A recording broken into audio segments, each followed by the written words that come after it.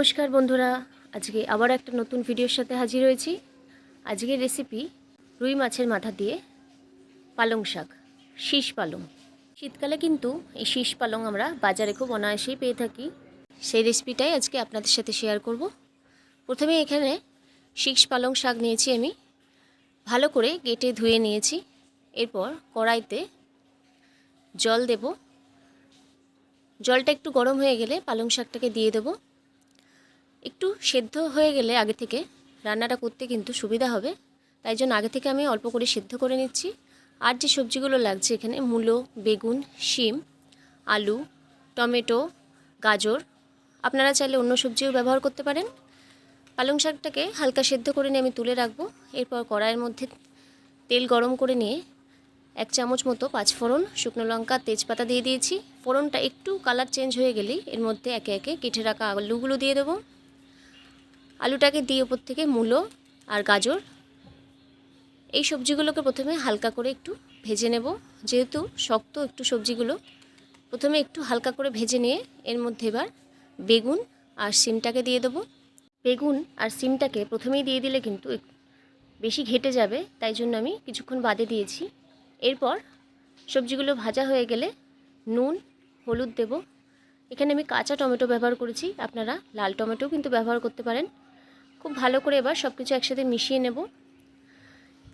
সবজিগুলো একসাথে মিশানো হয়ে গেলে এর মধ্যে যে সেদ্ধ করে রাখা পালং শাক, শীষ পালং শাকটাকে দিয়ে দেবো। এরপর আবারও ভালো করে সব কিছু একসাথে মিশিয়ে নিতে হবে। এরপর একটু ঢাকা দিয়ে আমি সেদ্ধ হতে দেব সবজি। ঢাকাটা খুলে এর মধ্যে আগে থেকে ভেজে রাখা কিছুটা মুগ ডাল দেব। এর স্বাদটা কিন্তু আরও বেশি বেড়ে যাবে। আবারও ডালটার সাথে এবার শাকটাকে ভালো করে মিশিয়ে নেব। ওপর থেকে কিছু চেরা কাঁচা লঙ্কা দিয়ে দিচ্ছি। যেহেতু আমি লঙ্কার কোনো রকম পেস্ট দিইনি, আপনারা পেস্টও ব্যবহার করতে পারেন। সর্ষে আমি এখানে ব্যবহার করব, আপনারা চাইলে সর্ষে আর লঙ্কার পেস্ট একসাথে ব্যবহার করতে পারেন। শাকটা একটু হোক আস্তে আস্তে অন্যদিকে।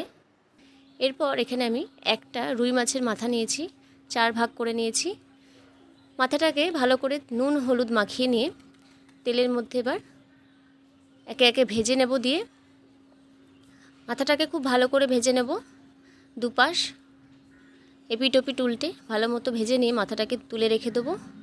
4টে পিস মাথায় ঠিক এরকম করে আমি ভেজে নিয়েছি। এরপর ঢাকাটা খুলে আমি শাকের মধ্যে স্বাদ মতো চিনি দেব।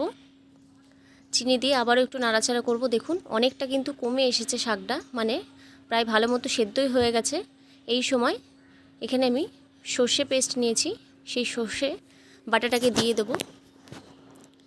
দিয়ে মাছের মাথাগুলো যে ভেজে রাখা ছিল, সেই ভেজে রাখা মাছের মাথাগুলো দিয়ে দেবো। এবার খুব ভালো করে সব কিছু একসাথে মিশিয়ে নিতে হবে। খুব হালকা হাতেই কিন্তু মেশাতে হবে, মাথাটা যাতে খুব ভেঙে না যায়। একটু আস্ত থাকলে খেতে কিন্তু বেশি ভালো লাগবে। এবার উপর থেকে কিছুটা ধনেপাতা কুচি দিয়ে আবারও একটু ভালো করে মিশিয়ে নিয়ে ব্যাস, আর কিন্তু শুকাবো না, হয়ে গেছে। এবার নামিয়ে নেব। দেখলেন কত সহজেই হয়ে গেল। শীষ পালং মাছের মাথা দিয়ে খেতে কিন্তু খুবই ভালো লাগে।